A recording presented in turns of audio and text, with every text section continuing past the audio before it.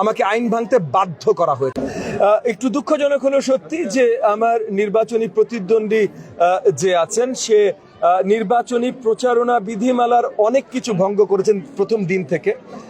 5 দিন ধরে মানে পিভিসি দিয়ে বিশাল বিশাল কালার ব্যানার বানিয়েছেন। 5 দিন ধরে এগুলো নিয়ে কমপ্লেন করার পর যখন আমরা কোনো সাড়া পাইনি, এবং নির্বাচন বা এটা কম্পিটিশন, আমার জিততে হবে, সো যখন কোনো সাড়া পাইনি তখন আমরা এই জিনিসটা করা শুরু করে দিয়েছি। আর কিছু করার নাই, আমরা 5 দিন ধরে লিখিত ফোনে মানে লোক পাঠিয়ে আমরা ইসির কাছে কমপ্লেন করেছি, কোনোভাবে ইসি কমপ্লেন শুনছে না। এখন ভোটারদের কাছে তো আমি পৌঁছাইতে পারি না ভাই যে কে কমপ্লেন শুনছে কে কমপ্লেন শুনছে না। ভোটাররা দেখবে উনার ব্যানার বড়, ইনার ব্যানার ছোট, তাইলে ইনার ক্ষমতা বেশি ইনার ক্ষমতা কম।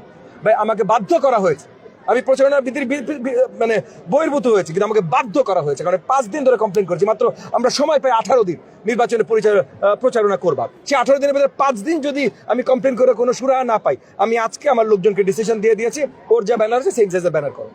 কিন্তু একটা কমন লঙ্ঘন হয়ে গেল, আমরা নির্বাচনী আচরণ বিধিতে দেখছি অনেক প্রার্থী এরকম বিএনপিও।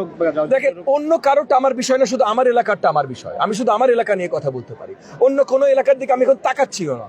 আমার কাছে এখন বিশ্ব রাজনীতি ম্যাটার করে না, আমার কাছে এখন জাতীয় রাজনীতি ম্যাটার করে না। আমরা জাতীয় রাজনীতিবিদ হইতে পারি, বাট এখন ফেব্রুয়ারি 12 তারিখ পর্যন্ত আমার কাছে পুরা বিশ্ব হলো মোহাম্মদপুর আদাবর শের বাংলা নগর, এর বাইরে বিশ্বের কিছু নাই আমার কাছে। সো 12 তারিখ পর্যন্ত আমি শুধু এইটাই দেখবো, এবং এইটা আমি পরিষ্কার দেখেছি প্রথম 5 দিন একদম মানে কোনো ধরনের লিমিট না রেখে প্রচারণা বিধিমালা সব কিছু লঙ্ঘন করেছে আমার প্রতিপক্ষ। তো সে লঙ্ঘন করে 5 দিন ধরে আমি কমপ্লেন করেছি ভাই, আমি সবুর মেনেছি, কিন্তু যখন কেউ কথা শুনে নাই, কোনোভাবে কথা শুনাইতে পারিনি, তখন আমি এবারের প্রচারণায় কি একটু বেশি কড়াকড়ি হয়ে গেল না। ইসির যেটা হয়েছে, এবং এটা আমি আমার প্রতিপক্ষের আসলে দোষ দিই না, দোষ হলো মেইনলি ইসির। যদিও প্রতিপক্ষের দোষ, আইন ভেঙেছে ভাই, আইন বানানো হয়েছে। ইদার তুমি প্রথমে বলো তুমি মানবা না, আর নাইলে তুমি প্রথমেই মানা শুরু করো, যেটা আমি শুরু করেছি, আমি পুরো 5 দিন মেনেছি।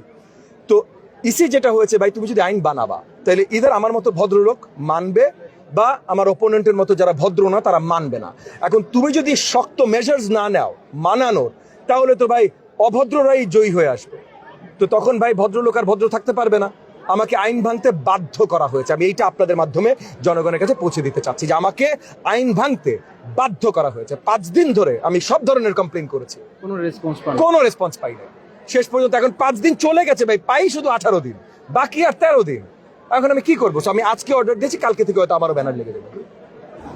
আপনার জয়ের ব্যাপারে কতটুকু আশাবাদী?